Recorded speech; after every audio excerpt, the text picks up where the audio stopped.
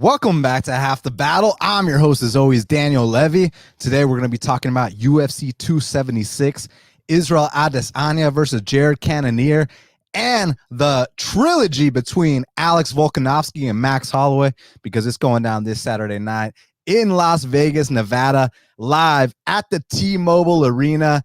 I mean, I think this is the best card of 2022, at least before the fact, right? I know a lot of these cards we've been saying, oh, this one's the best and that one's the best, but honestly, between you and me, this one's the best. And it's very, very exciting times when you have a card that it's not just the main card that's stacked. It's not just a couple select fights.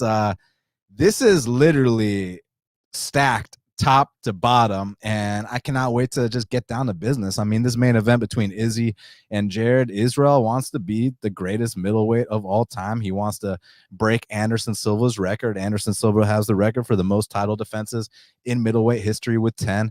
Now, I know officially Demetrius Johnson has the record for most title defenses in UFC history, but, you know, my boy Anderson wasn't out here defending his belt against the Chris Carriasos and the Wilson Hases. No disrespect to them.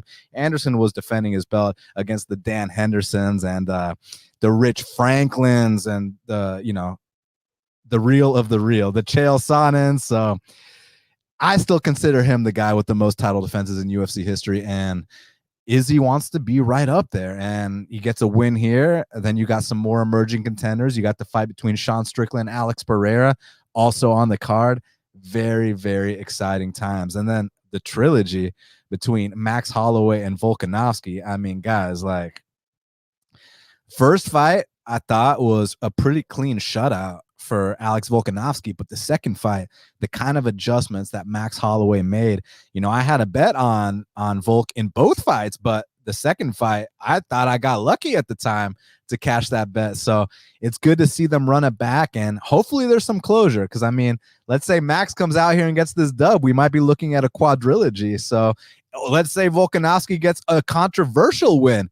Would we be looking at a quadrilogy then? Because, I mean, you know, there is Josh Emmett. There's a couple guys waiting in the wings, but I think that Max Holloway is the clear-cut number one contender in the featherweight division. So there's just a lot to talk about. So we're going to get right down to business. Everybody watching, do us a huge favor. Do me a huge favor. Smash that like button. Hit the subscribe button. Retweet on Twitter. Share, comment, like, all that stuff. Truly, truly appreciate it. And without further ado, ladies and gentlemen, let's get right down to business, because the main event of the evening for the undisputed middleweight title of the world, you got the champ, Israel Adesanya. He's 22-1, representing Nigeria and New Zealand. Now, I think he's actually only representing Nigeria now, because I know officially he lives still in New Zealand, but I think he didn't like certain things going down there. So he said, actually his shorts are green this weekend. Normally the champion gets black shorts with the gold writing. His shorts are green with the gold writing this weekend, which is kind of interesting. He's taking on Jared Cannonier, who's 15-5. And currently they got it Izzy Adesanya minus 500. Depends where you look. I see some minus 450s.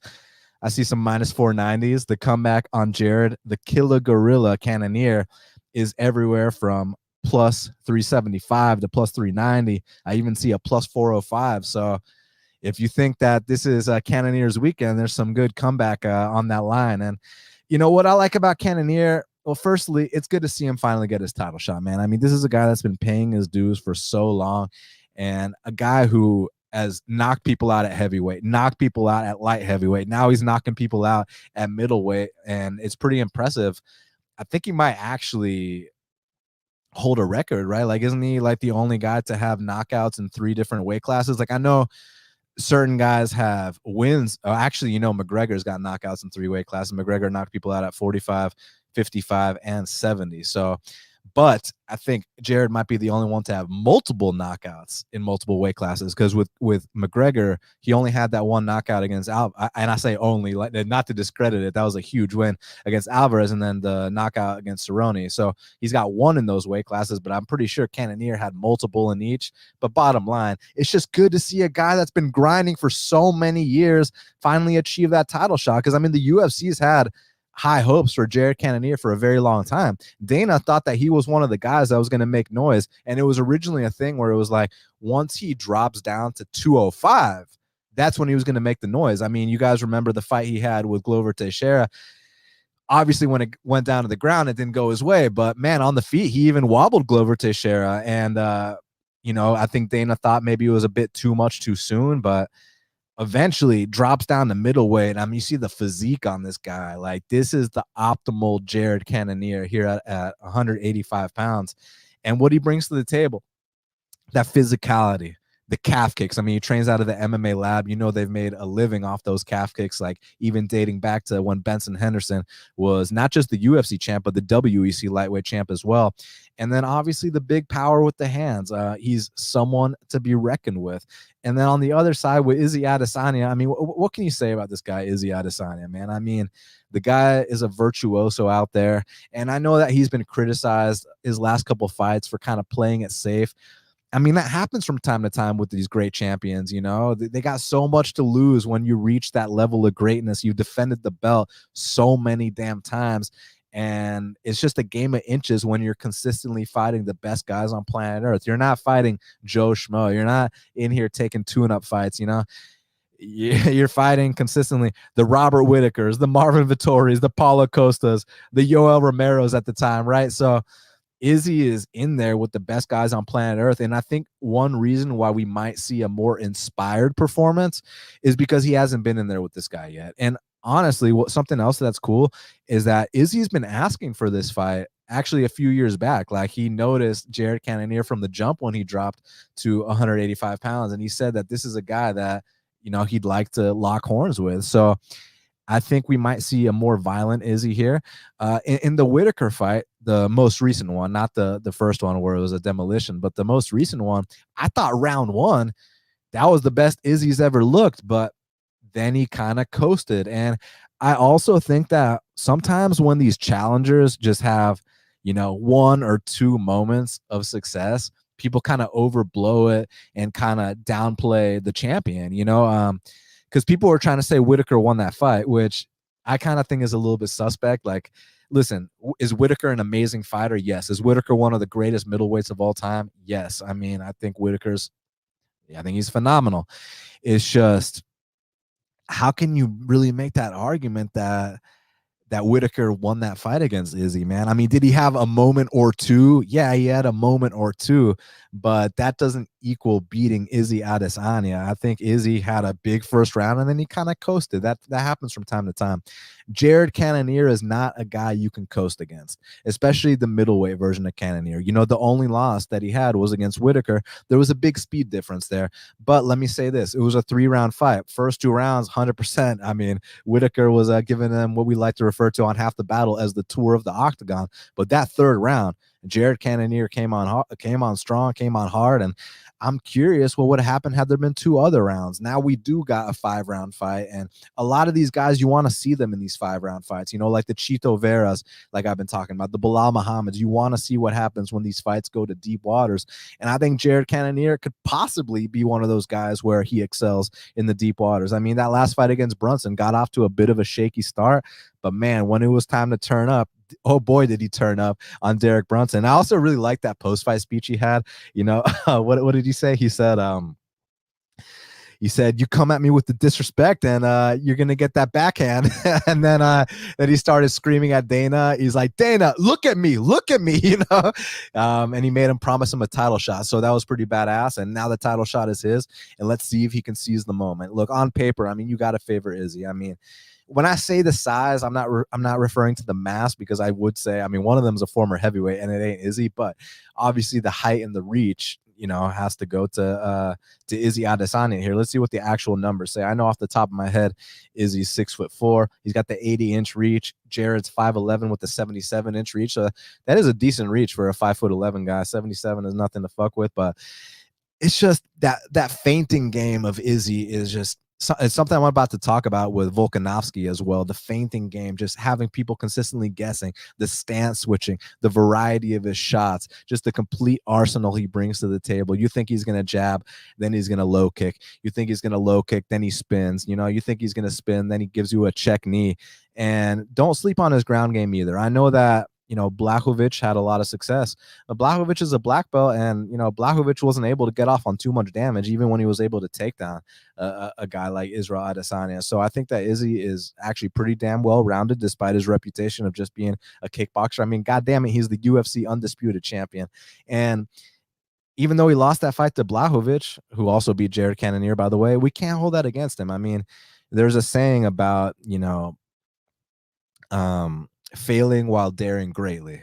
And that's what he did. And you can't knock a man for failing while daring greatly, So he's got all my respect. I mean, I think it comes down to is he going to slip in this fight? Is he going to, show up unmotivated? Is he going to make a mistake? Something like that. Because if this is just process versus process, if this is just technique versus technique, if this is just fight IQ versus fight IQ, speed versus speed, I mean, you got to go Izzy here. It's just, can Jared have some success with kicks? I think it'll be kind of hard because of the range of Adesanya mixed in with the stance switching. Can Jared capitalize on, I guess one of the only openings I've seen standing against Izzy is sometimes when he circles off the cage, kind of drops his hand, lifts that chin up in the air. Kelvin Gastelum was able to capitalize on that at times. Even Anderson Silva in the second round was able to capitalize on that at times. Can Jared Cannonier have any success in that realm? That's a big question I have. So I don't think so, but that's why they fight. I mean, no one knows for sure, right? So the pick is Izzy here, and I think the line's about right now. I thought that actually there might have been a little bit of value for a parlay and this and that at minus 300, minus 400, but not minus 500. I'm all good. So the pick is Izzy, and let's move on to the co-main event. So next up in the featherweight division, for the undisputed featherweight champion, we got the undisputed champion, Alexander the Great Volkanovski. Now, he's an Alex that can call himself the Great. He's 24-1, taking on Max Blessed Holloway, who was 23-6, the former champion. And currently, they got it. Alexander Volkanovski, minus 200. The comeback on Max Holloway is plus 170. So another great fight. So I bet on Volkanovski both times they fought. And it's one of those situations where the first fight, I got him at plus 160 odds, and I thought that it was a pretty clear, almost a shutout. Second fight, I bet him like minus 180 to minus 215. I don't remember the exact odds. And at the time, I felt kind of lucky to actually get that win. Whether it was the commentator swaying me a certain way, whether it was my expectations versus the reality of what actually happened. I mean, you just got to give Max so much credit to make the adjustments he made and to come out there and really put it on Volkanovski those first two rounds. But credit to Volkanovski. We can talk about his skills, which I'm about to do in a second, but what about the guy's heart? What about the kind of dog this guy is? What about the kind of resolve? What about the in-fight adjustments that a champion like Volkanovski can make? Because, I mean, you look back at the Ortega fight, and again, we can talk about the feinting game. We can talk about the leg kicks. We can talk about the punches and bunches. We can talk about all kinds of things with Volkanovski, the power, but what about this dude's heart? What about the kind of dog this guy is? What about the fact that this guy was in the kind of submissions that so many other people tapped against or went to sleep against Ortega, and this guy Volkanovski finds the littlest of opening and just to breathe, and just digs deep and it finds a way to get out and then just breaks these guys. The ground and pound is vicious. So, pivoting back to the Max Holloway fight, the second one, I mean, when you're down 2 rounds, and that's something that Volkanovski's not used to being. Volkanovski's not used to being down 2 rounds. And a lot of guys, they might kind of break when things don't go their way, especially when they have a history of things consistently going their way. And things weren't going Volkanovski's way in those first 2 rounds. And to make the kind of adjustments he did in the 3rd, 4th, and 5th rounds, I mean, that's what a true champion does. So now there has to be even more adjustments on both sides, because Max did great. Was it a case now where Max did really good those first 2 rounds? He can carry that success over here and just win one more round, go ahead and steal this decision? Because one thing we got to understand about those first 2 rounds in the second fight is that they weren't blowout rounds. They were actually very close, competitive chess match type rounds, but Max was able to pull away because he had slight knockdowns. He had the bigger moments in the first and second rounds. So, but aside from that, they were kind of 50-50 rounds. But Volkanovski really pulled away. And Max Holloway, a guy who's truly known for his cardio, his output, his volume, he actually was the one slowing down in the later rounds the second time against Volkanovski, which is something you don't often see. And then Volkanovski even had a really nice trip takedown, was able to get some top control. And I don't want to say he broke Max Holloway, because you don't break the spirit of a true Hawaiian warrior like Max Holloway. And he's not just a Hawaiian warrior in terms of his heart and his mind. What about the dude's chin? He's absorbed some of the most strikes in UFC history, and the guy's never been dropped in, I believe, 26 UFC fights. Like, that's unheard of.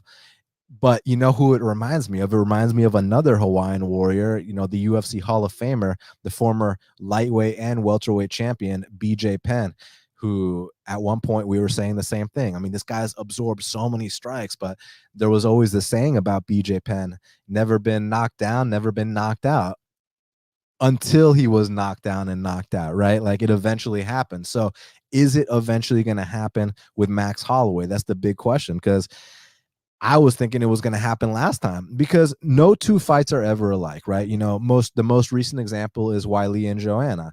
The first time they fought was this 5-round war that a lot of people actually thought Joanna might have won. I personally had it for Wiley. I think when you make your opponent grow a head on their head, I know you got to score it round by round, but still, that's a little cheeky thing to say. But look, the bottom line was their first fight was a split decision. Second time, Wiley mops the floor with her. There's so many examples like that. You look at Machida versus Shogun. First time was this 5-round tactical and technical battle.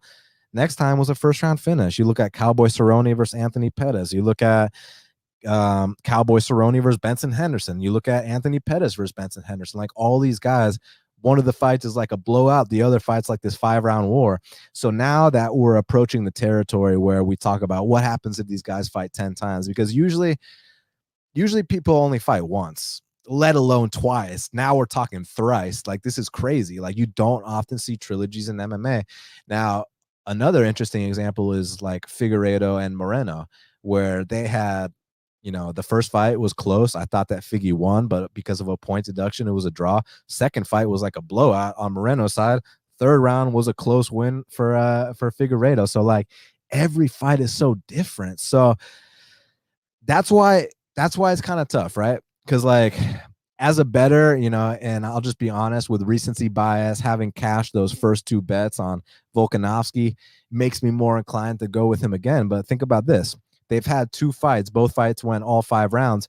And because there were 2 fights, that means there were 6 judges, right? And those 6 judges, 5 of the 6 judges concluded that the score in the fight was 3-2. Only one judge concluded that was 5-0. So if this is going to be another 3-2 type close fight, then the value's on Max Holloway. However, back to my other argument about how no 3 fights are created equally, it could be a case where now we finally do see that finish on either side. And then another trilogy I like to think about where one guy was 2-0 going into the other one, and it actually happened to be with the Hawaiian legend, the great BJ Penn, was BJ Penn versus Frankie Edgar. The first time was a very, very close fight. BJ Penn thought he got robbed. Next time was a blowout. And then the third time was a finish. So the first 2 went all 5 rounds. The third one was a destruction with a finish. Are we going to see a destruction with a finish here? So what's Max Holloway done since the last Volkanovski fight? Oh my God, what's he done? He goes out there against Calvin Kattar and sets a record for significant strikes landed in a fight, and not just significant strikes landed, but attempted strikes, just the amount of strikes he's thrown in a fight. So it's pretty amazing what Holloway's been able to do. He goes out there, sets those records against Kattar, but then he comes back against Yair and has one of the fights of the year. Now, in that fight with Yair, I'm not going to sit here and discredit Yair, because you guys know I've been high on Yair for a very, very long time. Yair, I think he's immensely talented. I think he's underrated. I think that he does things that other people simply don't do. But we have to address the fact that Yair actually went out there and won, not one, but 2 rounds. I mean, the judges' scorecards were 48-47. That means it was 3-2. So the reason I'm bringing that up is not to discredit Yair, who I think is phenomenal. It's more so to again, and it's not to discredit the Kattar fight, which was just incredible. It's more so to say that we can't sit here and say what he did to Kattar, he's about to do here versus Volk. I just don't think it works like that. And I thought in Kattar's subsequent fight against Josh Emmett, regardless of who you scored it for, I mean, if you bet that -2 something on Kattar, don't sit here and look me in the eye with a straight face and act like you weren't sweating that fight. Like, that was a very close competitive fight between him and Josh Emmett. So I think it was just a stylistic thing for Max to go out there and have the kind of just showcase fight he had against Calvin Kattar. I don't see that being indicative of something he's about to accomplish here. So back to this fight, I just have to go back to the elite feinting game. It's interesting when you see a short guy he's listed at 5'6", but he might be closer to 5'5", 5'4", right? But he's got a longer reach than Max, who's almost 6 feet tall. And he's just this bull. He's just this physical presence out there. I mean, I don't have to be the millionth guy to bring up his former rugby career, which I just did. But yeah, I think that Volk right now is operating on a different level. So for that reason, I have to go with Volk. But look, obviously, I'd rather the line be, -175, -180, something like that. Because again, back to the talk about the judges. There's been 6 judges that have judged their first 2 fights, and 5 of those 6 judges concluded that it was 3-2. So if this is going to be another 3-2, then there's value at +170. It's just there's a chance this is not another 3-2. Back to my other argument where no 2 fights, let alone no 3 fights, are created equally. This could be the time when, all those shots he's taken finally catch up to him. The weight cuts. I mean, this is a big boy dropping to 145 pounds. And I know he's got his shit dialed in. I know he's got the right people around him. I know, Max Holloway does everything the right way. It's just at some point, like, when's that Hawaiian Shin going to finally go?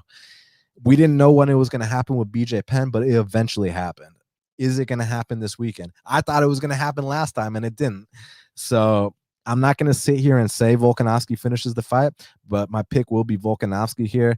I haven't bet it yet just because again, is it going to be another close nail biter? Then there's probably not too much value at that line. But if it's not, if it's a domination, which it could very possibly be, then, Volk's the side. So I'm leaning Volk, but I'm not going to talk people off of Max Holloway for the reasons I mentioned. I mean, it's Max fucking Holloway, and you're getting a +170 next to him. He's got 10 rounds of experience against this guy. But I do think that Volkanovski, not that Max hasn't been leveling up. I mean, to be the number 1 guy in the world for as long as Max has been, that means that he's putting in work, right? So you can't just sit here and act like Max is on a decline or Max hasn't been showing improvement, but Max is there to be hit, and Volkanovski is going to be there to hit him very, very hard. And Volkanovski's distance, Volkanovski's feints, his just ability to change up all levels of the game, I think he's superior. And for that reason, I'm going and still the featherweight champion, Alexander Volkanovski. Featured bout in the middleweight division, we got Sean Strickland. He's 25-3, taking on Alex Perreira, who is 5-1. Currently, they got it. Sean Strickland -110. Alex Perreira is -110 as well. Interesting fight as well, because it's like, I actually bet on Bruno Blindado at +250 odds to beat Alex Perreira for the same reason that I think a lot of people are probably betting Strickland here. You got questions about the MMA experience of a guy like Perreira. He's only 5-1 in his MMA career, but he's been able to transition quite well. You see a lot of kickboxers, they come in here and it just doesn't translate, whether it's the Gokhan Sakis or, there was this other dude, Galore Bafando, who was a lot of fun to watch, but sometimes it just doesn't translate.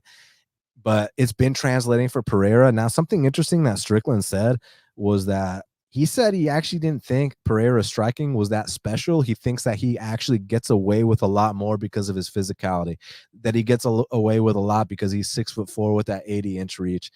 And in turn, Strickland also said that's why a guy like me, who's less, physically gifted, has to work a lot harder. And technically speaking, I'm better. That's what Strickland said, which I thought was actually a pretty interesting point. It's just, what's the approach here? It's so easy to sit here and say, oh, all Strickland has to do is take him down. And it's like, well, you watch Pereira's 2 UFC fights. first fight against Michailidis. Look, I know Michailidis ain't the greatest, but Michailidis is usually good for like at least a round, right? And then he fell off a cliff, but like he wasn't able to get off any kind of significant damage. He wasn't able to, even get anywhere near close to any submission attempts. And then you look at the Bruno Blindado fight. Bruno Blindado's had close to 30 pro fights. He actually did score 2 takedowns on Perreira. Perreira was able to get back up. So, Perreira is absolutely addressing the holes in his game, but here's what you got to understand. Perreira is probably not out here drilling his triangles and his arm bars and this and that. I think it's solely based on either stuffing the takedown, minimizing damage when he's on the ground, submission defense, and getting back up. I think that's literally it. So like when people bring up that he's working with Glover, don't sit here and act like, oh, Perreira is going to come out here and try to submit Sean Strickland. I just don't see that happening. It's more so trying to survive on the mat. And Strickland's had his fair share of takedowns in the octagon too, whether it was the 4 he hit against Uriah Hall, whether it was the 1 he hit against Brendan Allen. But Strickland's also there to be hit, which he's been for a long time. He stands straight up in the air. He's got a bit of that tall man's defense. He relies more on parrying shots than he does on head movement. And he's got a very sharp jab, but I'm curious to see if that jab works against a guy who's a lot taller, who's got, quite a reach advantage in this spot. And furthermore, one thing about Strickland, man, it's like, I actually think he's very underrated. And reason being, you look at that fight against Hermansson. Now, I know that fight against Hermansson wasn't the most exciting fight in the world, and I'm not necessarily in a rush to go rewatch it, but something that truly impressed me was that when you can have a 5-round UFC main event against a top 5 guy, against a top 10 guy, and you win the fight just with a jab, like that's really impressive, man. Like, again, it's not fight of the year. It wasn't this knockdown, drag out fight where both guys are getting dropped and crazy scrambles and this and that. But just on a technical level, to shut out a top 10 guy with just a jab in a 25-minute fight, like that actually really, really impresses me. It's like some Floyd Mayweather shit. I know someone's going to clip that and be like, oh my God, he compared Sean Strickland to Floyd Mayweather. No, that's not what I'm doing. I'm just saying he won a UFC main event against a top 10 guy with just a jab. Like that's pretty damn impressive. But here, he's got to mix it up, man. But that being said, let's say he does mix it up. Let's say he does get some takedowns. What does that mean? That the fight's going to be over then and there? But then you also have to address that MMA experience, which does count for a lot. This ain't the K1 ring. This ain't glory no more. So I don't know, because like the reason I bet Bruno Blindado last fight is the reason that people are betting Strickland here. It's just that plus 250 and minus 110 are 2 completely different lines. So I actually kind of do lean towards Perreira, because I do think that based on watching Strickland's fights, he tends to come out here and try to jab these guys, which he does a phenomenal job of, but he's there to be hit. Like even that Brendan Allen fight, he was getting tagged up a lot in that fight. He eats a lot of shots. That's what I'm most worried about. So yeah, I lean towards someone said Sean Strickland is clearly better at boxing than Floyd Mayweather. That's funny, Damien. That actually made me laugh. I lean Perreira. I think he's going to get off more damage, but I don't know. I think that the people taking Strickland have sound logic here, like more MMA experience, can mix things up. There's only one path to victory here for Perreira. So I get it. I just have this feeling, not that feelings mean shit, they really don't, but I have this feeling that Perreira is going to get off on some damage standing, and not necessarily is going to stuff the takedowns, but I think he might be able to get back up. Let's see what happens. Let's see. No bet here on my part, so I'm just going to sit back and enjoy this one. Now, next up in the welterweight division, we got a showdown between the future UFC Hall of Famer, the former UFC welterweight champion, Robbie Lawler. He's 29-15, taking on the very, very tough, maybe a future legend, Bryan Barberena, who's 17-8. And currently they got it, Robbie Lawler minus 125. The comeback on Bryan Barberena is plus 105, plus 100. Just depends where you look. This is a great fight, man. I mean, Robbie Lawler, a guy we all grew up watching. I mean, I remember when I remember a lot of things from Robbie Lawler. The devastating knockout against Melvin Manhoef when he was getting his leg chopped off, and then he just found that one opening and just put him to sleep. And this is a guy that we've been there. We've seen the ups and downs. It's just my boy's 40 years old now, and not saying that a legend like Lawler can't have one last hurrah or this or that, because from time to time you'll see these legends go out there and show out. I mean, y'all saw that RDA. Y'all saw RDA's last fight, man. I mean, he put it on the young man. And then on the other side of things with Barberena, look, I know he's 33 and Lawler's 40, so on paper, oh my god, he's 7 years younger and this and that, but it's like he's not necessarily a young 33. I think Alexander Volkanovski, I'm not sure how old he is. Let's just say he's 33. That's what a young 33 looks like, whereas I kind of think that Barberena is a bit of an older 33. And we talk about how the fights with Rory McDonald, the fights with Carlos Condit took a lot out of Robbie Lawler, but I think the fight with Vicente Luque took a lot out of Bryan Barberena too.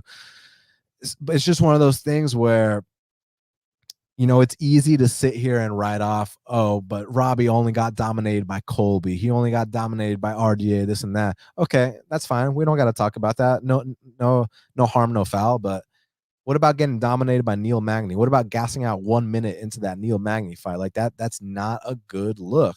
But then on the other side of things with Bryan Barberena, like, okay, losing to Jason Witt, is that not a red flag? Now, check this out, y'all.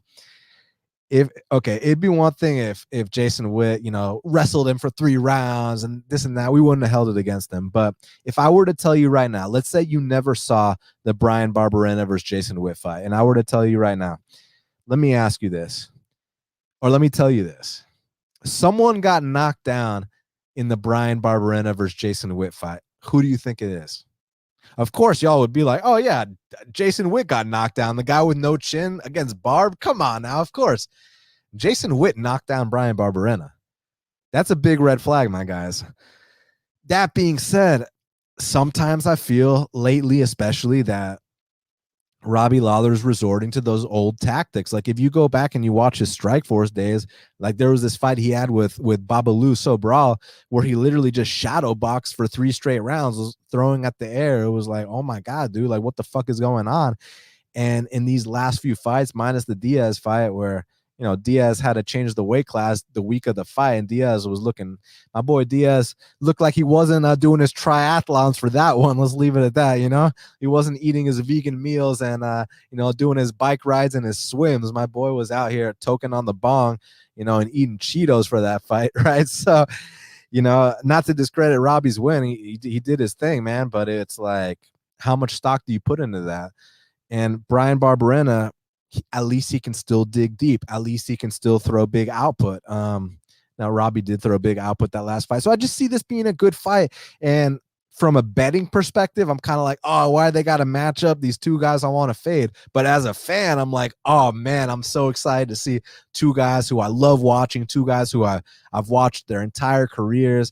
And just the way they both fight, these 2 are going to stand and bang either till one man falls or until it goes to a 3-round fight of the night. So for that said, man, I think that it's a dog or pass situation, and the dog is Barberena. So as much as it hurts me to pick against, the ruthless one, the guy that the future Hall of Famer, the guy we got so much respect for, the guy we all know and love, Robbie Lawler, I'm going to slightly, it's not too confident, but I'm going to slightly lean with Bryan Barberena just for the underdog price here. I think he's got slightly less in the tank. So let's go with Barberena here. Now, kicking off the main card, someone said Lawler at -125 is a steal. Listen, I think a couple of years ago, Lawler at -125 is a steal of the century. I mean, I think a few years ago, there's without a shadow of a doubt that Robbie Lawler wins this fight. I think it would just be a max bet. It's just, it's not a few years ago. My boy's 40 years old now. So, and I'm not saying he can't win this fight. I mean, Barberena's there to be hit. Jason Witt dropped Barberena. Let's not make no mistake about it. So, but can we rely on Lawler? Can we rely on that same ferocity, that same intensity? Or is it going to be, backing up into the fence, trying to shoulder roll, doing some shadow boxing, doing some footwork with nothing else behind it? Like, that's what I'm worried about, man. But I feel your point. I mean, like, if we know we're getting the ruthless Robbie Lawler, then hey, you might have a point, but it screams dogger past to me. So that's just me. I've been wrong before, and I'll be wrong many times again. Now, kicking off the main card, we got a matchup between Pedro Munhoz. He's 19-7, representing Brazil, taking on Sean O'Malley, who's 15-1, representing the USA. And currently, they got it. Sean O'Malley, just depends where you look. I see everywhere from -300 to -370. And the comeback on Pedro Munhoz is +250. So I actually bet Sean O'Malley at -250 to win 2 units. That means I lay down 5 units on it. And I already did my job as far as getting the best of the line. I mean, at minimum, I beat it by 50 cents. But come fight night, I mean, we might be looking at a whole $1. So now I just need him to go out there and win. No, listen, man, Pedro Munhoz is a guy I got so much respect for. I mean, Pedro Munhoz is an absolute dog out there. He's a guy that fights with his heart, fights with his balls, is never in a boring fight, has been in there with all the toughest guys in the division. Obviously, the calf kick game is on point. He's got that one hitter quitter too. His guillotine is world class. And another underrated weapon that Pedro Munhoz brings to the table that a lot of people don't like to talk about, or at least they forget about, is that stabbing front kick he's got. Even hurt Aljamain Sterling, the current champ, with that. And I believe he might have stopped Bryan Caraway with that kick as well. So, you know, Pedro Munhoz, such a grizzled vet, brings a lot to the table. And then with Sean O'Malley, I mean, I think that he's a very experienced, long, I want to say unorthodox, but he's a stance switcher, you know, just a serious striker for the bantamweight division. You don't have to see guys who are almost 6 feet tall at bantamweight. And then there's the whole talk about, oh, just go out there and kick his leg. And I think that's easier said than done, man. I mean, if it was so easy to go out there and just kick his leg, then, you know, one time and this and that, then why is the only guy that's been able to capitalize on that the number 5 guy on planet Earth, Marlon Chito Vera, who just happened to hit the right nerve? And then the other instance of O'Malley hurting his leg was when he head kicked Andre Sukumta and broke his foot. So, you know, there's that, of course, but I don't think it's as simple as, oh, just kick his leg, man. Like you think Sean O'Malley doesn't know that people want to kick his leg? I think that if Pedro Munhoz gets the opportunity to do so, I think there's going to be a straight, either right or left, wing for him down the pipe. I wouldn't even be surprised if O'Malley comes out in this fight mostly southpaw to kind of mitigate the leg kick attack. And you got to give so much credit to Pedro Munhoz's guillotine. Y'all know I'm a big fan of the guillotine. You know, it's funny. The other day I was just chilling, like, you know, it was the morning, just eating a little breakfast, getting ready to go to the gym. And, you know, I tweeted out a couple things I thought was funny. And then I go to jiu-jitsu class. I come back and like dudes are like writing paragraphs and shit and like having like back and forth arguments. I was like, God damn, y'all got a lot of time on your hands. You know, it was a lot of fun.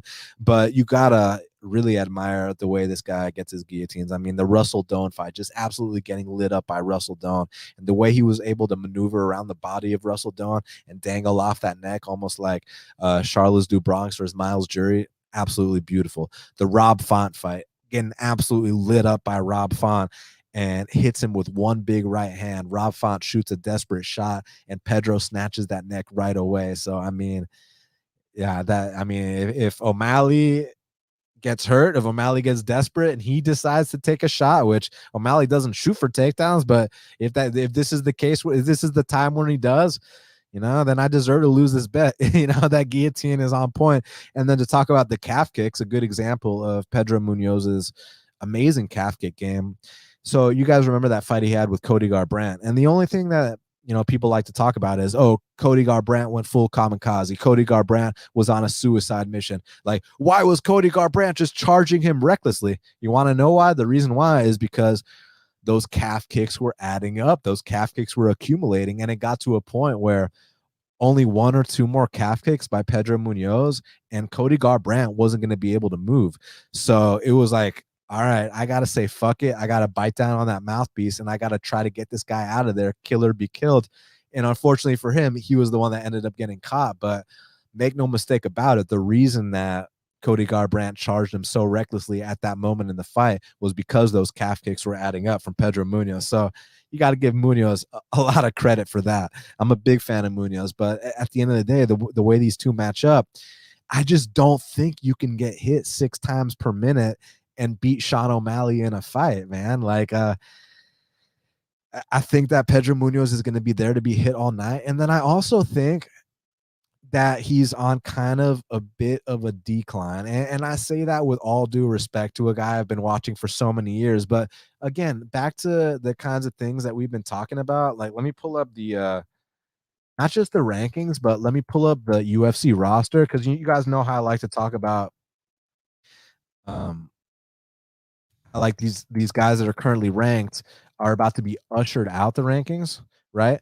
So like currently at bantamweight, they got, like, for example, like Marlon Moraes was just recently ushered out the rankings, but he was holding up like a top 10 spot for God knows how long, right? Pedro Munhoz is number 9, right? Frankie Edgar's number 11. Like, you mean to tell me like these guys like Adrian Yanez and Umar Nurmagomedov are not just about to come out here and usher them out the rankings? The Jack Shores, the Ricky Simones, this and that, like, because I think they totally are. And that's exactly what's happening here. This is another one of those examples where I think Sean O'Malley is going to take Pedro Munhoz's spot in this fight. And I just think that he's going to come out here, a lot of stance switching. I don't think the leg kick is going to be as readily available as a lot of people think. And also, O'Malley's proven that it's not just a first round or bust thing. That output carries on into the later rounds. And he's not knockout reliant. He's got tremendous volume, and I think he can carry on that volume for all 3 rounds. And Pedro's just there to be hit. Oh, but back to that decline I was talking about.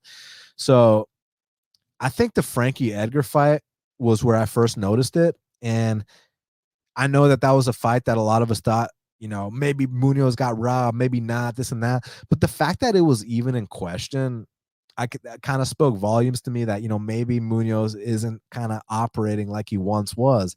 And then you take it to the Jose Aldo fight. And look, I mean, Jose Aldo, one of the all-time greats. I mean, I have a signed poster of Jose Aldo with a WEC belt on my wall, like, to the kind of respect I have for this guy.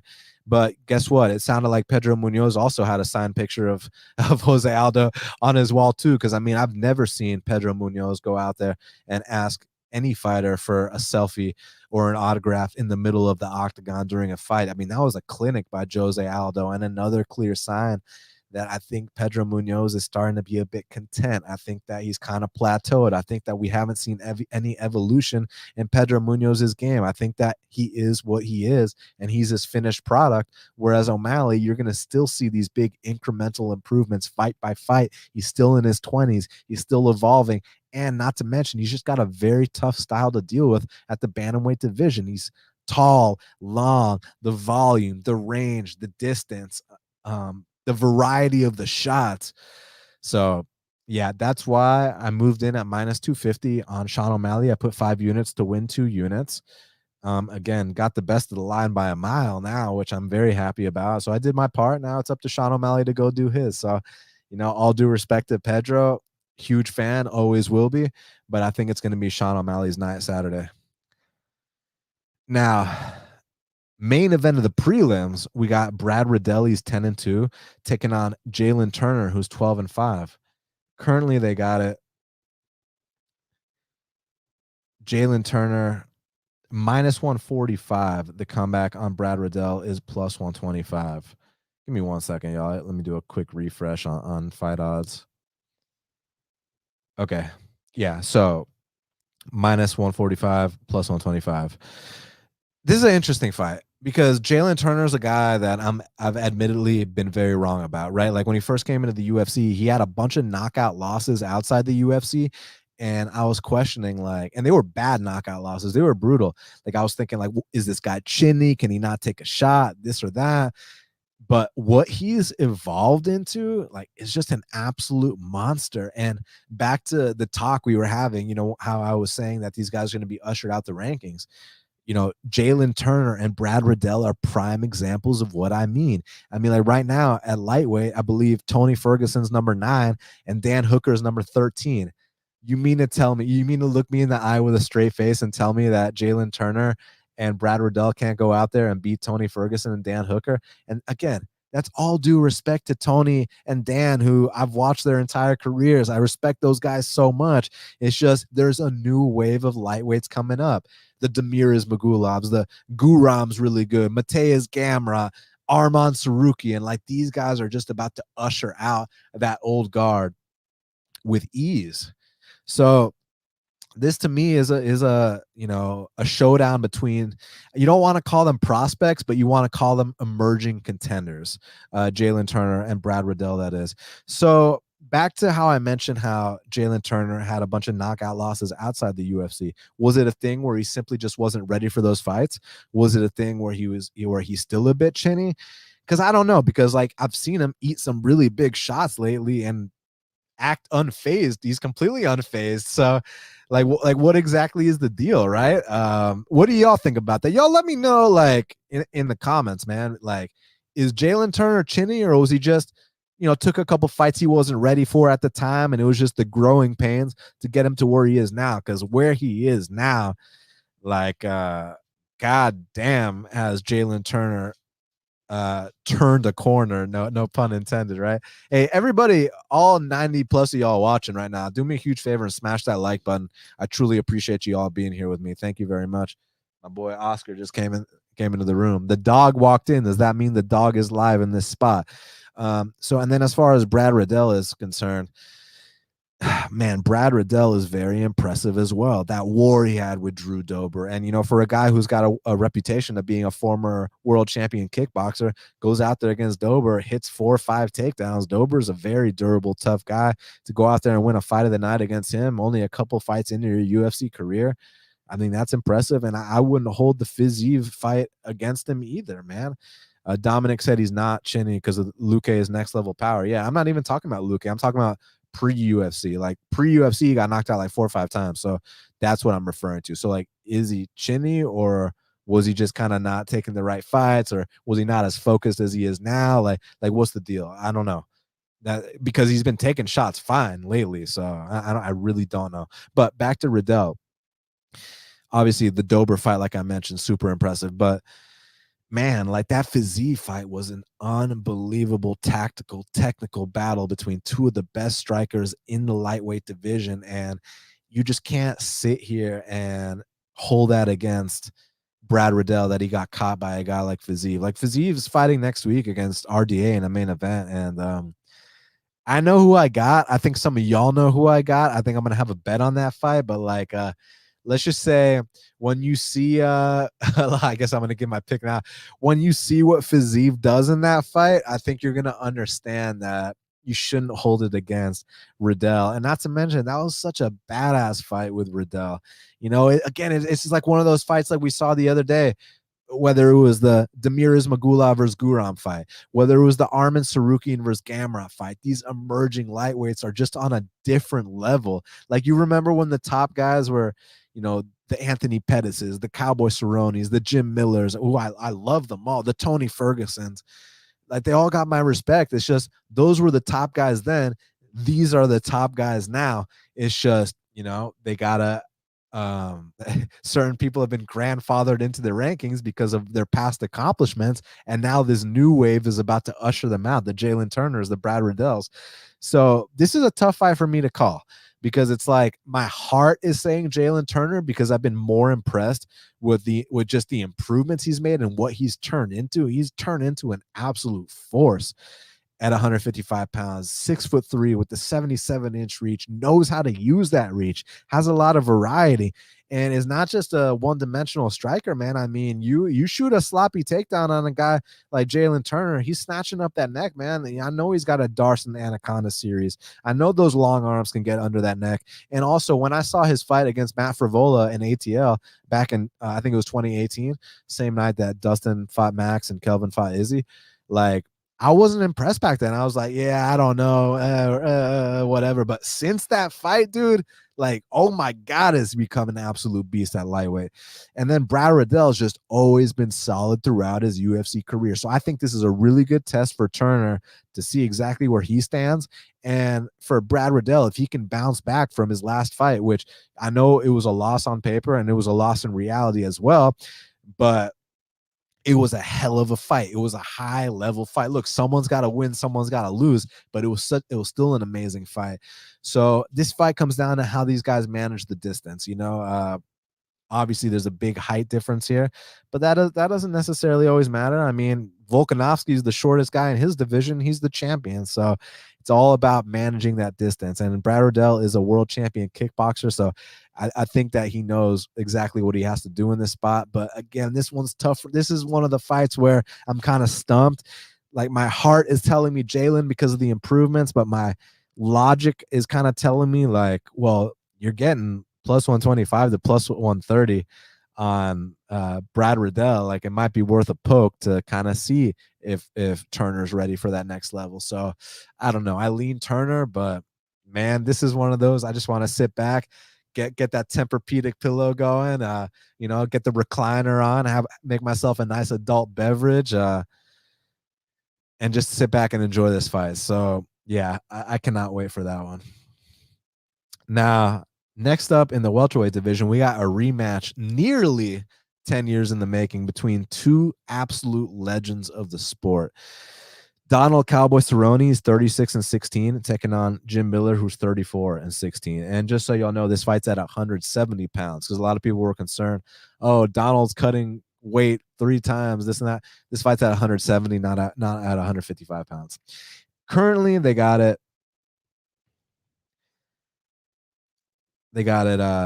Jim Miller, it just depends where you look, minus 210. The comeback on Donald Cerrone is plus 168. Hold on a sec. The fight odds format right now is kind of messed up. So let me see what best fight odds are talking about. Okay. Yeah, no, I was right. Currently, they got it minus 210, Jim Miller. The comeback on Donald Cowboy Cerrone is plus 165. So first time they fought, for those that don't know, they had a competitive first round, and then Cerrone was actually able to go out there and head kick, knock him out in the first round.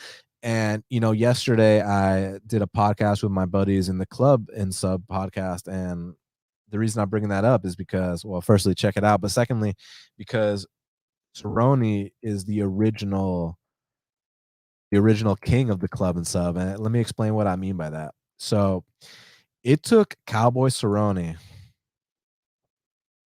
until his, I think, 19th or 20th pro fight to get his first knockout.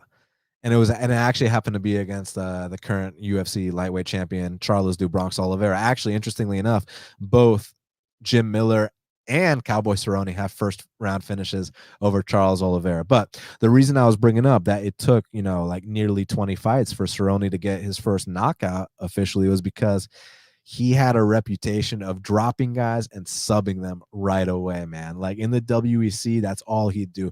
Drop him with a big shot, hop on that neck. Drop him with a head kick, hop on that neck. Drop them, they take a sloppy shot, snatch that neck and take it home, man. So Cerrone's the original king of the Club and Sub. And then Jim Miller, man, he's not far behind, man. I mean, Jim Miller, you shoot a sloppy shot on Jim Miller, that guillotine's right there. You let Jim Miller take your back.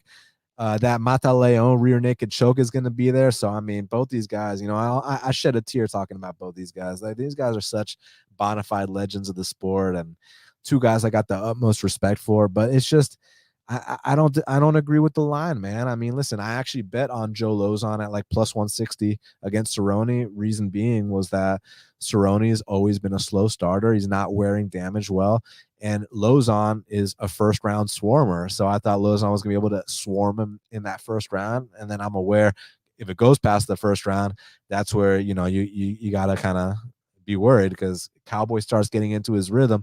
You start seeing some of the most beautiful combinations you've ever seen, whether it was that combination, the famous combination he hit on Rick Story, like, goddamn. But just throughout his career, you've seen these flashes of brilliance from Cowboy Cerrone in all aspects of the game. But let's not just talk about the combinations. Let's not just talk about the fact that this guy's got the most head kick knockouts in UFC history. Let's talk about this guy's blast double. He's got this nasty, sneaky blast double that he hits on almost everybody he fights. And there used to be a time where if you weren't a top 5 guy or a champion, you weren't beating Donald Cowboy Cerrone in a fight. Like that's just how things used to be.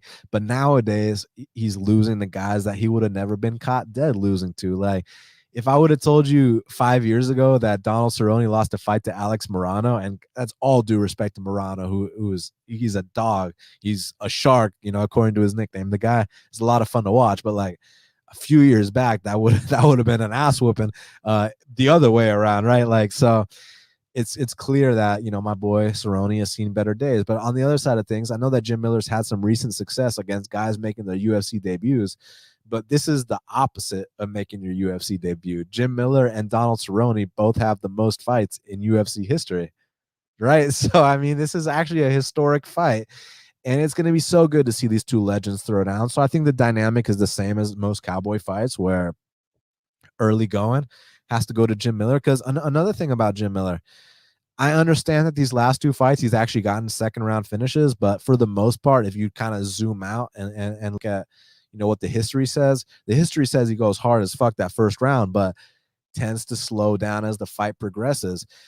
And if Cowboy can weather that storm, and the reason it's different than the Lozon fight is that Lozon is more of a swarmer, kind of hurts you more with strikes, whereas Miller is more of like a scrambling type swarmer, whereas, Miller will hop on your back like 1 minute into the fight, and like most guys ain't getting out of that, right? But the guys that do, those are the ones that take over late. So I think there's more of a grappling threat from Miller, whereas there was more of a getting swarmed with a first round TKO threat from Lozon. So that makes me like Cowboy more, mixed in with the fact that the line is where it is, right? Like last time, Cowboy was the minus 200 favorite against Lozon. Lozon was plus 160, whereas here Miller is the minus 210 favorite and Cowboy is the plus 165 dog. So I think there's a dog or pass situation.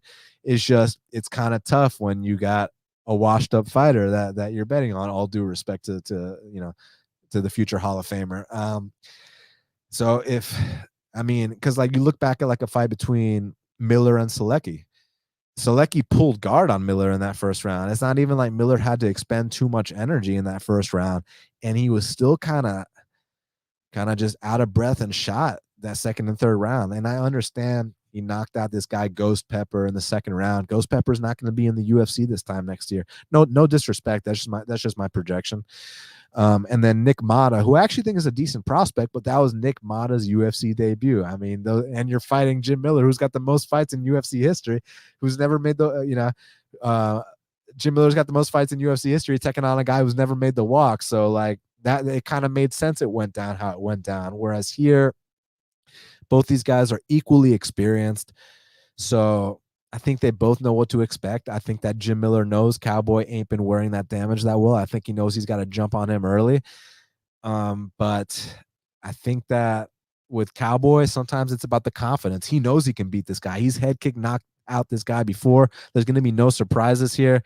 So I'm going to lean with Cowboy because of the price, man. Plus 165. I think it's a dog or pass situation. Not necessarily tempted to bet it just because, I don't really, I'm not in the business of betting on washed up fighters, but if I were to bet a side, that would be the side because of the price. So price is everything when it comes to betting. When it comes to pure picks, okay, I understand if you take Miller here, but yeah, I'm gonna go with Cowboy Cerrone to get this upset, and let's see what happens. Now, next up in the welterweight division, I got a bet on this one. We got Ian Garry. He's 9-0, representing Ireland, taking on Gabe Green, who is 11-3. And currently, depending where you look, we got Gabe Green minus 185. I see all the way from minus 185 to minus 210. The comeback on Gabe Green is plus 150. So I moved in on Ian Garry earlier in the week at minus 155. So again, I feel like I did my job already beating this line by like 30 cents or more. So now it's about Ian Garry coming out here and performing. Now I understand a lot of people feel a certain way about Ian Garry.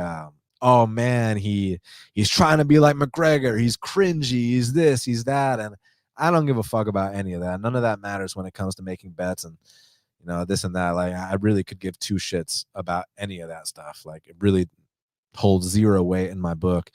And if you're gonna be a hater, then you probably shouldn't bet money. Like people like to hate on O'Malley. Like, okay, hate on him all you want, but don't let that affect where you put your money. Like, you got to be able to keep the two things separate. There's certain people I don't like, not too many. I actually get along with most, right? Like, some people hate on me for no reason, and I say no reason. I know I give them a reason, but you know what I'm saying? If you actually met me in person, for the most part, I'm a pretty decent guy. I think I'm a nice guy, but back to this. Ian Garry, people don't like him. They think he's cringy. They think he's that. Oh, he's trying to be McGregor. Oh, this and that. It's a gimmick. Okay, cool. I don't give a fuck. What does that have to do with his fighting style? Because when you actually look at him fight, the kid's got skills. He's got very good distance. He's got nice variety on the feet. He can punch. He can kick. And don't sleep on the guy's ground game either. I mean, the guy gets taken down. He pops back up. He also has a bit of a submission game too. Not to mention, he's been 5 rounds on the regional scene. He's tested. And he's got heart. He's got balls. I mean, I've seen him get tagged up in fights before and come back and win. So, like, to me, for a 24-year-old prospect, I think he's the complete package. And to take it one step further, this dude's from Ireland. He could have stayed in Ireland. He could have stayed in his comfort zone and gotten lesser training, but at least, get to sleep in his bed and, get to be around his family. This dude moves all the way to Sanford MMA in Florida, has been training there for a few years, like, out his comfort zone. Like, those are the things I like to see from young prospects and someone that you should take seriously. So those are the things I put stock into. I don't give a fuck about, he said a couple cringy quotes and now we're going to act like we should bet the other side. Like, fuck that. That's a losing mentality, man. View the skills for what the skills are and leave the hoopla and the talk on the back burner, because at the end of the day, they ain't getting into a talking contest. They're getting into a fist fight on a Saturday night inside a steel cage live at the T-Mobile Arena at UFC 276 on the prelims on ESPN Plus. So, about his opponent, Gabe Green, I mean, what can I say? Gabe Green's an absolute dog, and not just at the betting window is he a dog. He's a dog in the fights, man. This is a guy that'll go forward. This is a guy that'll give you everything he's got, and if you're betting on him, I get it. I mean, he fights for your money. And a lot of people cashed on him that last fight against the Canadian guy, the Johan Linnaeus guy. But, like, a great cash. He went out there and did his job. But don't sit here and look me in the eye with a straight face and act like that was smooth sailing. And, people will criticize Ian Garry's last fight. Oh, it was a boring fight. I don't fucking care if it's exciting or boring. If I'm betting it, just win. Give me the best of the line and just win. Like, I don't give a fuck. You don't have to go out there and have a knock him out, drag him out fight. But part of the reason it was boring was because his opponent was avoiding the fight. Whereas this guy, Gabe Green, he ain't about to avoid no fight. And the reason I like Garry here is because Gabriel Green is there to be hit. Green gets hit entirely too much. He's very reliant on I believe he's got some Mexican heritage. I mean, just by the way he fights, and by the way he's able to take shots. I just don't think you can do something like that here against a guy like Ian Garry. I think that Gabe Green is going to be hit over and over, and I see, most likely that Garry comes out here and wins a decision. But if it's time to put Gabe Green down, then it's time to put Gabe Green down, and I won't be surprised by a knockout either. So, again, I got the best of the line. I hit it -155 to win 2 units. That means I risk 3.1. And let's go, Ian Garry. I think that this is a good matchup for him. Look, will there be a time or place to fade Ian Garry? Yes, but, like, people are like, oh, I can't wait to fade Ian Garry. And I think that's such a loser mentality, because to me, it's like, okay, cool, you can't wait to fade him, but, like, what about focusing on the task at hand? What about focusing on the fact that, like, he's fighting Gabe Green this weekend? How about we make money on this fight, and then when it's time to fade him, we cross that bridge when it comes. Like, you can't get emotional. You can't, watch him post a video on Instagram of him dancing and then be like, oh, I'm going to make money on his opponent this weekend. How do they match up stylistically? I think one guy's an outside sniper, and I think the other guy's going to charge him recklessly and is going to be there to be hit and is going to get sniped. So I got Ian Garry to win this fight, and hopefully he cashes this bet for me. And I think he's someone y'all got to look out for. I mean, word on the street from the people at Sanford, and I'm not talking about just nobody. I'm talking about the Jason Jacksons. I'm talking about Michael Johnson, who established guys. I'm talking about the coach Henry Hooft. Like, all these guys are on record. Gilbert Dorino Burns. All these guys are on record talking about how, like, Gary's the guy who is, like, the first one in the gym and the last one out. So, like, again, you can watch these cringy videos all you want, but the bottom line, the work ethic's there, the skills are there, the youth is there, the size is there, and stylistically speaking, I think he's got something for gifted Gabe Green. So I think the one that's going to be gifted on Saturday night is Ian Garry. So Ian Garry for the win. Now, next up in the middleweight division, we got a matchup between Brad Tavares, who's 19-6, representing Hawaii, taking on Dricus du Plessis, who's 16-2, representing South Africa. And I know he wants to get one back for South Africa because, you know, y'all saw my boy Cody Durden take care of JP Buys, and all due respect to JP Buys, man, you know, we've all been through some hard times in life, and I hope that the kid picks himself back up. He's still young, still got a bright future. I mean, he's only 25 years old, so, you know, shout out to the JP Buys. I hope that he goes out there, picks himself back up, and, you know, gets back up on his feet again. But for Cody Durden, big things ahead, my man, and just to spoil a little something, I'm gonna have Cody Durden on the show this Tuesday, live on Dan's Tuesday Night Contender. So look forward to that. Now, currently they got it. Brad Tavares, I believe this is incorrect. Here we go. Currently they got it. Dricus du Plessis minus 155.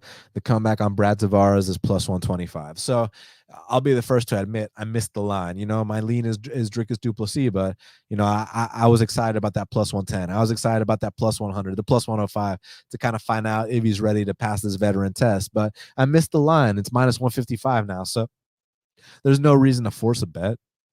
If anything, the value's on Brad. It's just, here's my deal with Brad. Firstly, Brad's, I mean, how can you not respect Brad Tavares to be in the UFC since 2010 and still be here going strong?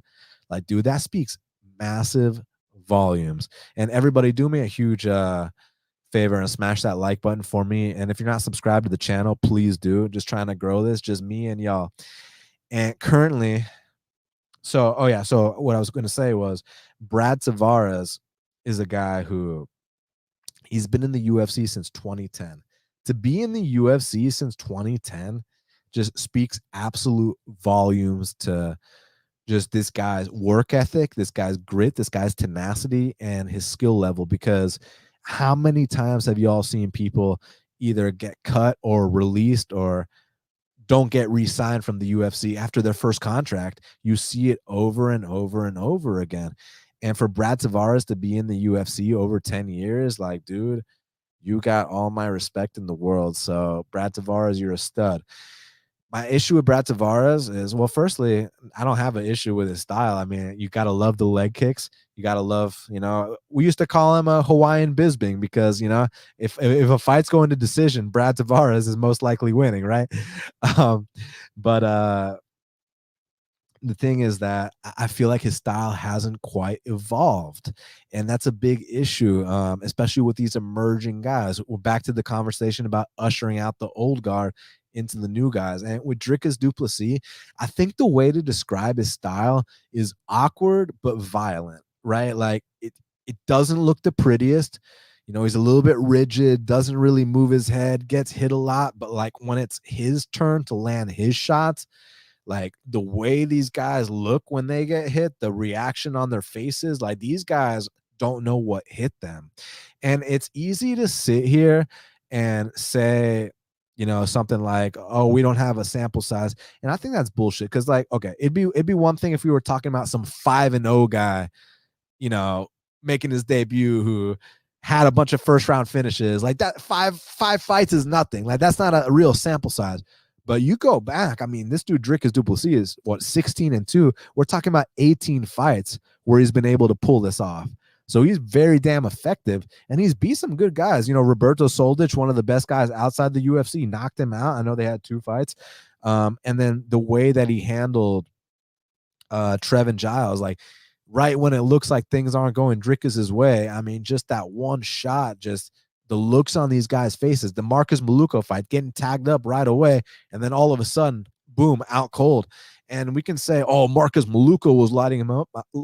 I mean, Marcus Maluko, like, was the guy that choked out Anthony Fluffy Hernandez. Marcus Maluko choked out Ian Heinisch. Like, just because people have ups and downs when they're fighting the toughest guys, like, doesn't mean that they're slouches, man. And Dricus finds a way to win. So I think if it goes to decision, that's what kind of makes it tough for me because hold on one second. Someone said oh no, never mind. Sorry. Y'all are arguing amongst each other. Have at it, gentlemen. If this fight goes to decision, I mean, it's very rare for Brad Tavares to lose a decision. I mean, Yoel Romero beat him by decision. Yoel Romero couldn't even get him out of there. Brad Tavares is super tough, and he's just so disciplined with his game. You're not going to see Brad Tavares deviate away from what he's best at, the leg kicks, the jab, and his takedown defense, man. I mean, I've seen this guy balance on one leg like BJ Penn. Like, he's another Hawaiian warrior. It's just sometimes from time to time that chin has been cracked. And if there's anyone that can crack that chin, it's a guy like Dricus du Plessis. So my pick is Dricus du Plessis. I do think at some point in this fight, he catches him. Obviously, I'm worried about what happens if this fight goes the full 3-round distance. Because Brad has a knack for winning these decisions. I mean, like I said, Hawaiian Bisping, that's what we've always called him. And I missed the line on Dricus. You know, I wanted the plus 100. I wanted the plus 110, this and that. But minus 155, I'm no longer interested. And I don't blame someone for taking a shot on Tavares if your logic is like, hey, like, don't get caught, and there's a good chance you win this decision. So I'm excited to see this one. I'm going to go with Dricus. So, guys, everybody here, all 100 plus of y'all, do me a huge favor. Smash that like button for me. Hit the subscribe, comment, share, retweet, all those things. All those things y'all do truly help. You know, I don't have nobody backing me. It's just me and you. So, like, let's grow this channel, and I'm truly happy to be here with y'all. So before we go on and talk about the last few fights, I wanted to give a big shout out to DraftKings Sportsbook, who are actually sponsoring today's episode of the podcast. So here's what they want me to tell y'all. The calf slicer, the Peruvian necktie, there's tons of ways to come out in top in the octagon. And for UFC 276, there's one more with DraftKings Sportsbook, the official sports betting partner of the UFC. New customers can bet $5 on any fighter to win and get $100 in free bets. Whether it's Adesanya with a knockout kick or a powerful punch from Cannonier, you win no matter what. And with DraftKings same game parlays, you can turn another small bet into a big payday. Combine multiple bets like which fighter will win, number of knockouts, and more. For UFC 276, you can place same game parlay, and if it hits, you'll win double. So, guys, download the DraftKings Sportsbook app now. Use the promo code Levi. That's my last name, all caps, Levi. Bet $5 on any UFC 276 fighter to win and get $100 in free bets no matter what. That's code Levi, like Levi jeans. That's how we spell it. This Saturday at DraftKings Sportsbook, the official sports betting partner of the UFC. Minimum age and eligibility restrictions apply. See show notes for details. All right. Hey, appreciate y'all, DraftKings Sportsbook, for sponsoring today's episode of the show. Thank y'all very much. So, guys, now let's talk about these last three fights, excuse me. Before we do that, again, do me a huge favor. Smash that like button. Hit the subscribe button. Share, comment, retweet, all that stuff. Let's do it. Here we go. Uriah Hall versus Andre Muniz. Uriah Hall, he's 17-10. Representing Jamaica, that's the flag he's repping. Taking on Andre Sergipano Muniz, who's 22-4, repping Brazil.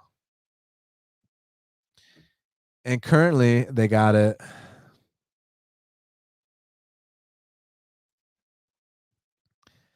Holy shit, someone laid a big bet on Andre Muniz. Yesterday it was in the 2s, now it's in the 3s. So currently they got it. Andre Muniz minus 320. The comeback on Uriah Hall is plus 265. Listen, Uriah Hall is super talented. Uriah Hall can explode on anybody at any minute. I mean, you've seen some super spectacular knockouts that he's gotten while losing fights, man. I mean, you see him, Mousasi take his back for an entire round, and then second round comes around, he spin kick knocks out Gegard Mousasi. You see a lot of these other fights, man. The Bevon Lewis fights, losing 2.5 rounds of that fight, and then just finds a nice counter shot, knocks him out. So Uriah Hall is very dangerous, but minute to minute, man, the the output is super, super low. I mean, Dana criticized him bad, not just recently in that Anderson Silva fight for how low output they had for a UFC main event, but even dating back to the John Howard fight, the Kelvin Gastelum fight. Like, he'll have these moments of brilliance, but the actual, the minutes of the fights are usually not won by Uriah Hall. And one thing about Andre Muniz, obviously we know about his great jiu-jitsu game. And it used to be a thing where, like, he could pull guard and sweep and then get the sub. But now I love the fact that my boy's out here mixing in blast doubles. And, like, okay, people can write off the Jacare win, which I'm still like, he's the only man to submit Jacare. Like, that's a big fucking deal. But let's not talk about that. Let's talk about, how about the fact that he blast doubled Jacare, the Eric Anders fight. Like, I know Eric Anders might alternate wins and losses, but, like, usually for the most part, when dudes beat Eric Anders, like, or even when dudes lose to Eric Anders, they're like these hard fought split decision fights that could go either way and this and that. Like, they're usually really tough fights. Like, and for Andre Muniz to just go out there, blast double a guy like Eric Anders and just submit him right away, like, dude, I think he's on to something right now. So I'm going to go with Andre Muniz to come out here, take down Uriah Hall one time, and be the first man in UFC history to submit him. So I'm going to go with Sergey Pano, Andre Muniz to win this fight. Now, penultimate breakdown, we got a flyweight matchup between Jessica Eye, she's 15-10, taking on Maycee Barber, who is 10-2. And currently they got it.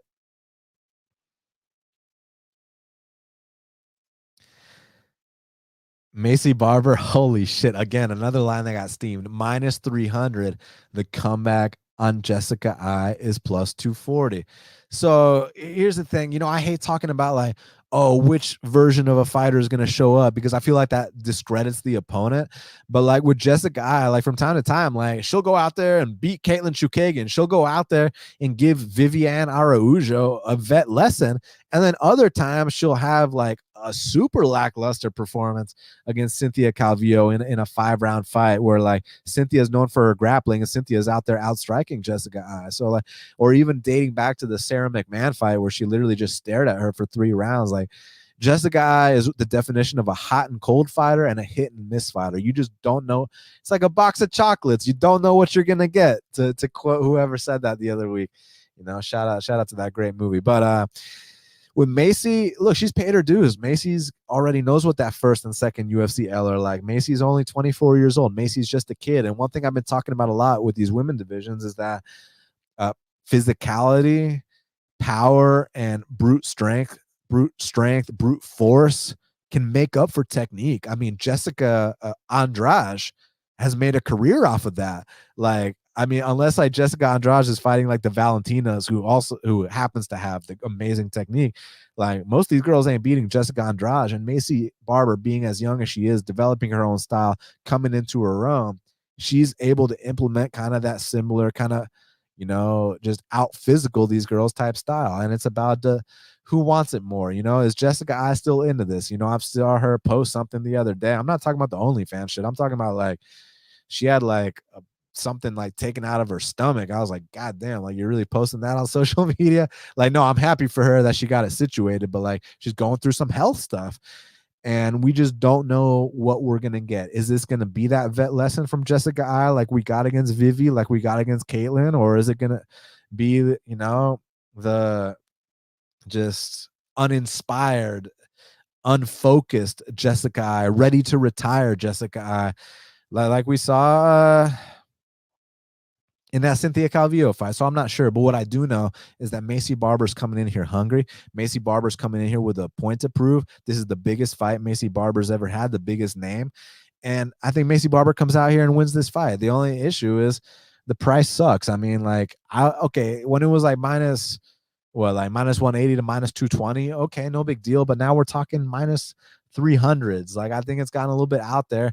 I mean, it's probably accurate. So, like, there's no value on Maycee Barber at a line like that. I mean, she could tear her ACL mid-fight. Like, that's happened before, right? But all bullshit aside, I do think Maycee Barber kind of bullies her a little bit, but, not really interested at laying it at minus 300. I need some guarantees at minus 300. I don't have any guarantees. So, yeah, the pick is Barber, but I'm going to pass. Now, last but not least, kicking off the card, we got a bantamweight matchup between Jessica Rose Clark, she's 11-7, taking on Julia Stoliarenko, who is 9-6.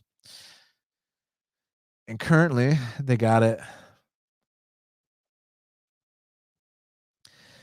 Jessica Rose Clark minus 150. The comeback on Julia Stoliarenko is plus 130. You know, last time I laid a price like this on Jessica Rose Clark, she went out there and got armbarred, and now she's fighting an armbar specialist. I know that's been the narrative going around. I understand why. I mean, on paper, again, Jessica Rose Clark should win this fight literally everywhere as long as she doesn't get armbarred. It's just like when you hear interviews after that last fight, she said she literally did the one thing they trained not to do, and she did it anyways. And it's like when things like that are happening in fights, like those are big red flags. Like let me give you a good example of like let me give you a personal example. So at this recent tournament I had in jiu-jitsu, and I'm not going to throw one of my teammates under the bus because I'm not going to name names, but I do want to give you all a specific example.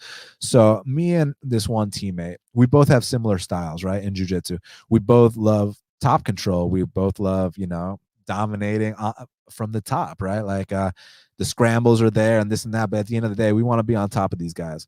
So that was the game plan for my teammate, right? Like it was like go out there, force a scramble, get on top, and play your game. So the bell rings, and the first thing my teammate does is pulls guard. And my coach, you should have seen the look on his face. He was like we were in shock. We were like, dude, you've never like done that in the gym ever. Like, why are you doing that in live competition? And the reason I'm bringing that up is because with Jessica Rose Clark, like they literally trained not to do the specific things she did in that last fight, and then she did them anyways.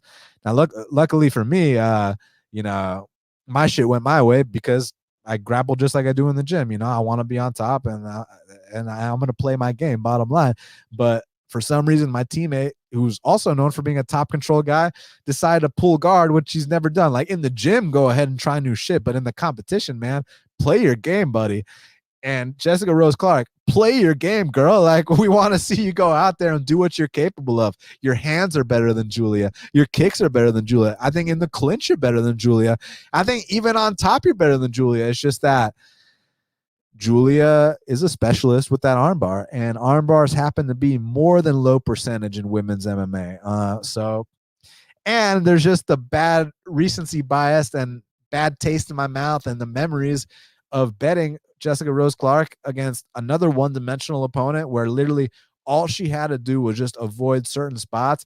And not only did she not avoid those certain spots, she went into those certain spots. Like if you go to the ocean and they tell you, all right, this is the air, you're allowed to swim right here, but after kind of those barriers, you don't go out of that part of the ocean, whether it's for, whether it's for there possibly being sharks there, whether it's for the, what's it called? The rapids, the tides, like what's it called? The currents, excuse me, whether it's for the currents, whatever.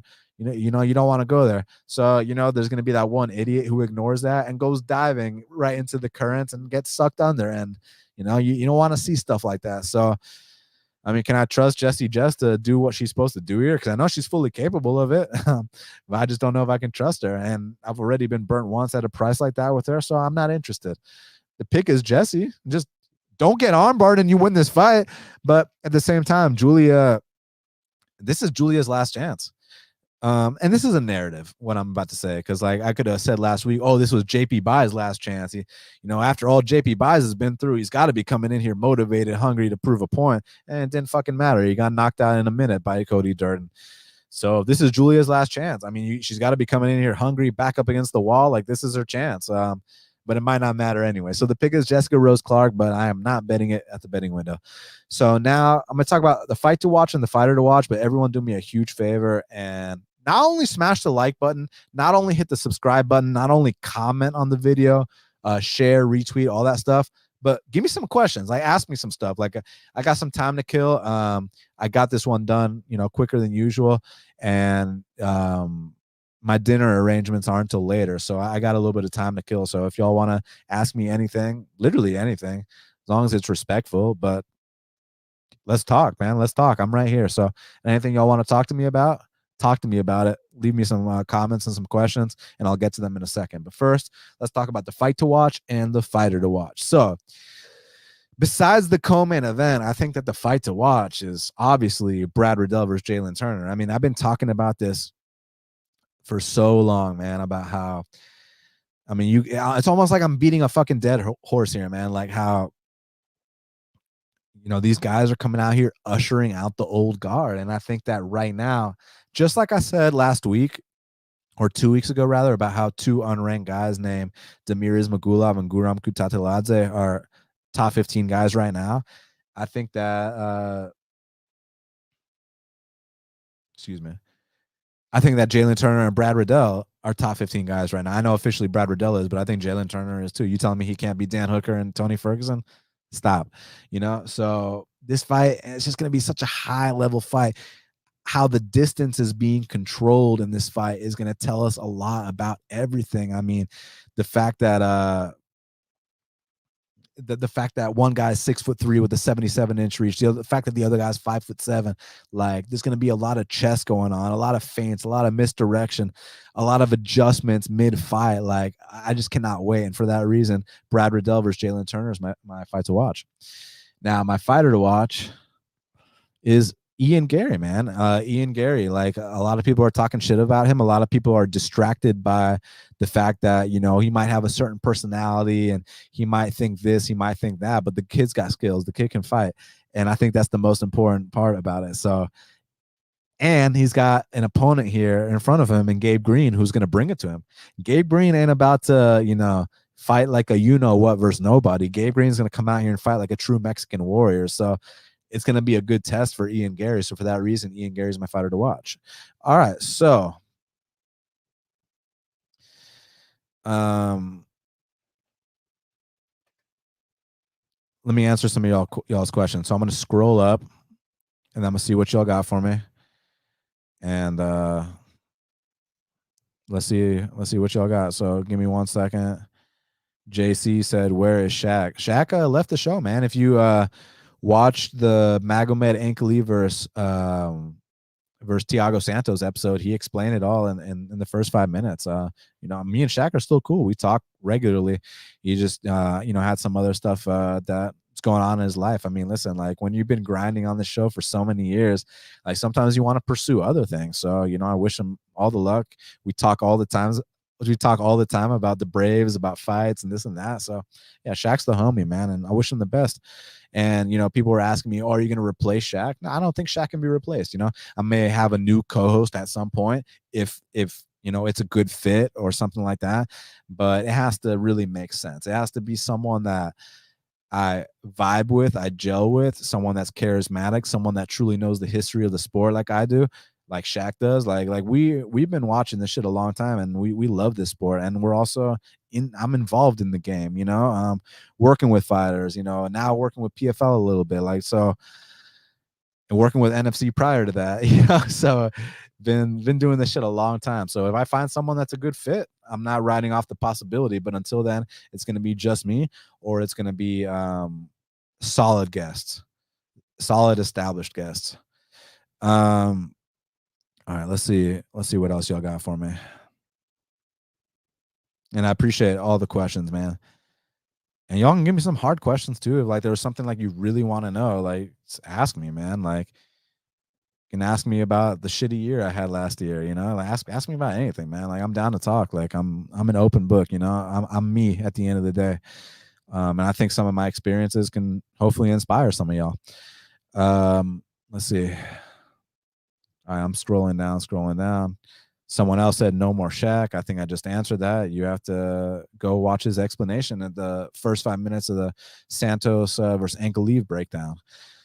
My boy Andy said, Dan, what up, man? What up, Andy? It's good to have you here, buddy. Let's see. Yo, what time's the presser at? I'm not sure, man. I'm not sure. Is it today or is it? Oh, yeah, today's Thursday. It's got to be today then, huh? Maybe like 7-ish, 7 Eastern time, probably. That's in about, a few hours. Let's see what else y'all got for me. I'm scrolling down. Papa said, "How is Shaq doing?" He's doing well, from what I can tell. Like we spoke a couple days ago. Seems like he's doing his thing, so I'm happy for him. Andy said, "Dinner. Who's the lucky lady, broski?" Well, tonight or tomorrow, or there's 7 days in the week, young man. Nah, but seriously, you got. I'm 32 years old, so we gotta find the one. But I do. There is someone I like right now. I mean, we got options, of course, but I think I might actually ask someone out, as more than something here soon. She's probably listening to this, so I'm gonna keep it on the DL. But yeah, we got our options, and it's exciting times. Dominic said, "How long you been a drummer?" I've been a musician since I was 10 years old. Was actually playing in like all the clubs here in Atlanta for a long time. Got on tour with some bands before, done some pro session work in studios, and then I took a break from it after college to start the podcast. And now I'm actually about to. So I graduated college and got a business degree, and now I'm actually about to go back to school to get a real estate license. I feel like that could be a really lucrative another way to make money. There was a quote by Floyd Mayweather, something about, I don't remember the quote, so I'm not going to butcher it, but basically he was implying that, God never stopped making land or some shit. But bottom line, what he's trying to say is there's money to be made in real estate. So I plan to take advantage of that. Anon said, "I got a question earlier. You said you'd be making an adult beverage while watching a fight. Do you drink alcohol often or just once a week?" I don't really drink that often. I only drink if like I'm on a date or something like that. Whiskey ginger is usually my go-to, whiskey with ginger ale. But I don't discriminate. I'm down for whatever. As long, I know my boy Clint loves those fireballs. I fucking hate fireballs, dude. I can't do that shit. And I can't do Jägermeister either. I mean, that was some shit I did like as a teen. Can't be doing that no more. But whiskey ginger, vodka tonic, maybe some shots of Patron, stuff like that. Oh, and I love red wine. Red wine's always a good go-to. Andy said, "Dan, who is your most confident pick and bet, and will you post the plays on Twitter?" I already did post the plays on Twitter, and I posted as soon as I played it. I had 5 units on O'Malley at -250 to win 2U, and then I had 3.1 units on Ian Garry -155 to win 2 units. So I mean, if you guys ever got questions about my bets, if you don't see me, if you missed that I tweeted it, you can always go to my Bet MMA profile, which is just best fight picks, and they're always there, and it's free. I was touting like last year and shit. I fucking hated touting, dude. Touting took the fun out of everything. And people say, "Oh, it was just because of the results." Well, the reason the results were the way they were was because it was just not fun anymore. It was just too much pressure. It's just you want so hard to not just win for yourself anymore. You want to win for other people, that it just took the fun out of everything. You go to bed stressed, wake up stressed. I fucking hated every second of it, and it just totally changed my opinion, because going into it, I had 3 double-digit wins where I was thinking like, yeah, like, I'm gonna actually help a lot of people by doing this. But I'm glad I went through that experience. I would never do it again. I fucking absolutely hated it. And now, as a result, I'm having a great winning year, and I'm just back to betting like I normally bet, betting for myself. And if anyone wants to tail, you're more than welcome to. But at the end of the day, you got to think for yourself.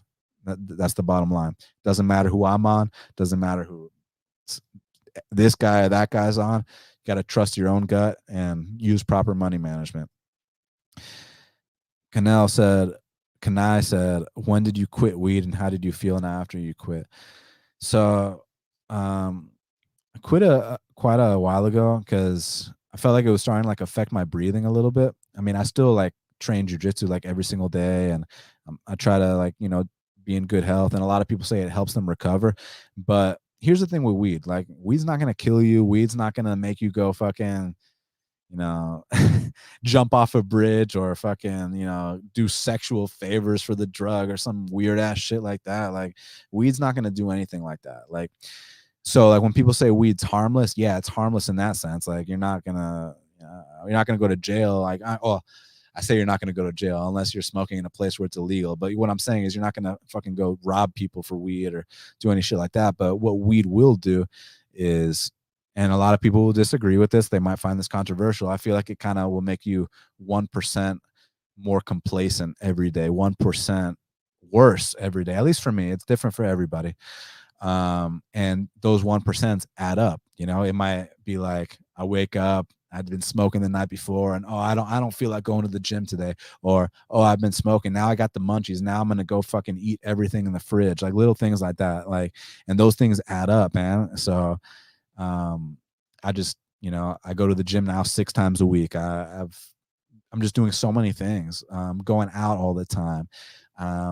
About to go back to school and get a real estate license. Like, I feel like it just weed is the ultimate complacency drug, right? Again, you're not about to go crash a car on weed. You're not about to go fucking jump off a bridge, but you will be complacent, and you will, not for everybody. Some people are different. Some people are highly motivated when they smoke weed. For me, not that I didn't have fun doing it. It's just more so I'm more inclined to go eat the whole pizza after weed. I'm more inclined to sleep in late. I'm more inclined to skip a workout, and those little things add up over time. So it just, I just made the right decision not smoking anymore. But make no mistake about it, I'm not against it at all. I think it should be legal. I think everybody should have their choice, and, you know, do what you got to do. Okay, let's see. Marcus said, wouldn't it be better if the fighters exited opposite sides of the stage after stare downs instead of the same side? Well, they got the security guards there, so, you know, and I think these fighters want to get their paycheck, and in order to get your paycheck, you have to fight. So I think most of them are professionals. Dominic said, how are the withdrawals? I mean, they were fine. The only thing that's been different is, like, I've been having like these crazy ass dreams, like lucid ass dreams. That's like been the big difference. I mean, might have been a little like irritable, like for a couple days, but you get over that quick.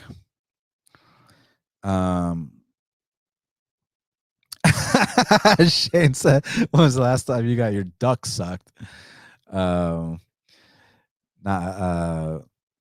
That's between me and her. Funny question.